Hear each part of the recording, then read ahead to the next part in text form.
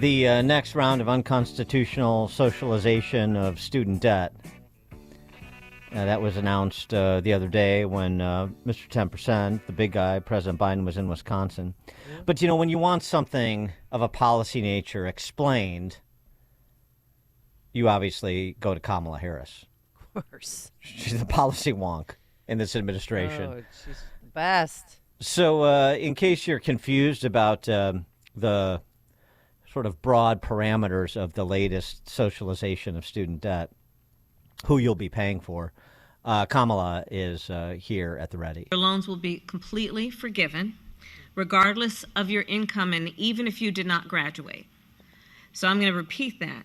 If you've paid undergraduate loans for more than 20 years or graduate loans for more than 25 years, those loans will be completely forgiven, regardless of your income and even if you did not graduate. And forgiveness will be automatic for the vast majority of the 25 million people that we believe will benefit from this approach. And we're just buying more votes. Charles Payne, one of my favorites on Fox Business. Not my favorite, because that would be Stuart Varney. You know why? Because he has you on his show. Exactly right. If Charles Payne had me on his show, I would like them equally. Oh, my God. Stop it. So Charles Payne has some room to grow in terms of my affinity. Anyway, Charles Payne, he's been all over this issue. He gets really impassioned about this, which I love. And in reaction to what the Biden-Harris team proposed, this was no exception. Take a listen. The bulk of it, the biggest chunk, if you go through, at least demographically, 35 to 49-year-olds, right? We're talking really we know this is a lure for young voters. You're in college right now. The idea is, hey, I'll never have to pay this back. But people who are paying it back, these suburban families, right? We know this election is going to be won or lost in the suburbs. This is also a gift to them as well. So, but to your point, about 93% of these loans since Obama have been backed by the federal government. That's American taxpayer money. And, I've gone through the litany of why this is nuts, but think about this for a moment. No income threshold. So you get, listen. You don't even have to apply for it. Right. So check the records and someone with a master's degree, someone who's going to make $5 million in their lifetime, is going to have someone making less than $1 million in their lifetime paying their college. Yeah. Well, I mean, think how crazy, how unfair is that? Yeah. This is the most unfair, most elitist thing I've ever seen, over and over and over again. Yeah. President Biden, he keeps saying, I'm going to give money, I'm going to take from the poor and give to the most fortunate people on the planet. Yeah. That's a crazy scheme. I just had a thought, Crazy scheme. Let's see if Steve Moore can do better than Charles Payne. Steve Moore, economist, Govzilla author. Steve, thanks for being with us. Appreciate it. Good morning, guys. And I'm having trouble paying my mortgage, so I was wondering if I could apply for one of these forgiveness things. And also, I have big credit card debt right now, Dan. Yeah. I can't pay it. I was wondering. That's what's next. Yeah, Amy, I was wondering if you guys would quote forgive my debt. And it doesn't matter if you've ever made a credit card payment. It doesn't matter if you're a millionaire. Yeah. We'll pay it off. But if you can't pay off your student loan in 20 years, maybe you went to the wrong college. It is so maddening. And by the way, they don't even explain why. There's no explanation why someone should have their loan, quote. And don't you love this term, forgiveness? Okay, we're going to forgive you for your loan. Now, I want to mention something. Back when Barack Obama was president, remember Barack Obama? He had this plan that, and we talked about this, by the way, you mentioned that Stuart Varney is your favorite. I mean, I love Stuart Varney too. I do his show every Monday morning. But what about Larry Kudlow? I mean, come on. I like Larry Kudlow, but he doesn't have me on as much. Yeah. All right, well, I'm going to make that happen. Yeah, but please. anyways, I was on a show last night, and we were talking about this very issue, and we mentioned the fact that, and one of the guys I was on with, I had forgotten about this, that Barack, do you remember when Barack Obama basically had the federal government take over the whole student loan program because it was going to be much more efficient that way, right? Of course. Like healthcare. And this, you're not going to believe this, folks, but it's true. This was actually, quote, a pay for Obamacare. That we were going to save so much money on student loans, and Yeah. we'd be able to pay for Obamacare. Now the student loan program is going bankrupt. Nobody's ever. By the way, I mean, again, I get so angry to even talk about this.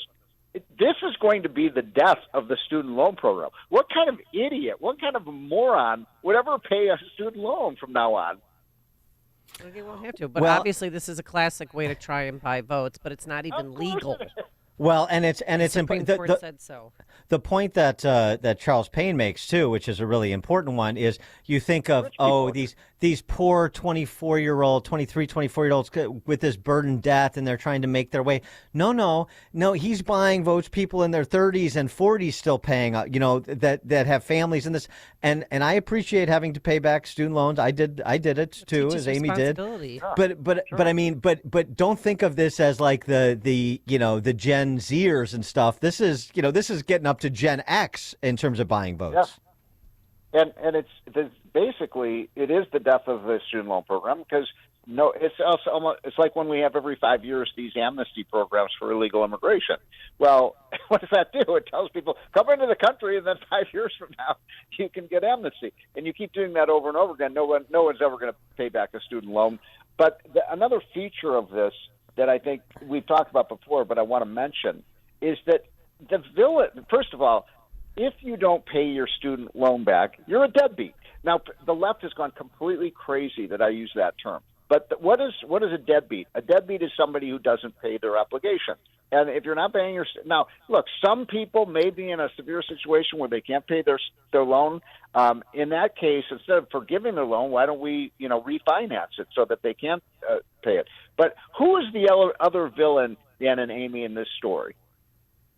By the way, you say deadbeat, I say victim. Yeah. Who's the villain in this story? Who is the other? Well, I mean, the federal government, the colleges that raise their tuition based on being subsidized by the federal government. There's many villains. Yeah, exactly. But you're leaving out one. You're right. The federal government is a villain here. The Obama administration was a villain here. Biden obviously is. But the other big villain that nobody's talking about is the damn universities. Right. It's the greatest financial scandal in America that we keep subsidizing them, and every time we pay more and more student loans, what do the universities do? What do you think they do, Amy? They raise their tuition. Right. I mean, how is it that when I went to Iowa, it was $7,000, and now it's $40,000? Exactly. A year. So this is a dog chasing its tail, and I guarantee you, folks, if this program goes through, it's going to soon university tuition is going to be $100,000 a year. Well, and the other thing about this too is more than 2/3 of kids that do go to college are going to state universities that are nonprofits, that are land grant, that are have statutorily set tuition. I mean, you're right. I mean, they're all part of the grift. Is these state universities that are supposed to be accessible, and don't even get me started on their admittance policies in places like the University of Illinois, your alma mater. But I think the larger point here too that needs to be driven home again and again is, so Biden is forgiving, but hey, you over-the-road truck driver, you who went to apprentice school, didn't go, you're paying. Yeah. So he forgives and you get a bill in the mail. Yeah, no, the working class, blue collar workers of America get screwed under this program. And by the way, you mentioned the University of Illinois, and I want to, if I may, just for 1 second, change the topic for a second. But it involves the University of Illinois. I think we talked about this a few weeks ago. That University of Illinois gave their Hero of the Year Tony award Fauci. to Anthony Fauci. Yeah. And have you seen the new report by Rand Paul? Yeah. Rand Paul, about what he knew. That he knew. He lied to Congress. He is a villain. He should be in jail. And how dare the University of Illinois give him an award? Everything that Anthony Fauci did with respect to to COVID was a lie. He misled people. That guy, I mean, I'm never going to give another penny to the University of Illinois for that. That's outrageous. Well, I mean, I hate to break it to you, and I hate to say, where have you been all my life, Steve Moore? But the University of Illinois is the same university that hires convicted terrorists like James Kilgore and Bill Ayers. Well, Bill Ayers wasn't convicted, and Bill Ayers at UIC to be on their faculty. So, I mean, Tony Fauci is actually a step up from domestic terrorists, perhaps, arguably. Yeah. So anyway, well, folks, do not give your money to that university. I mean, do not. And by the way, I have a special place in my heart for Champaign-Urbana. I had a great time there, but that was a different era. It is not the same university it was. And get rid of this damn the president of the University of Illinois should be fired immediately.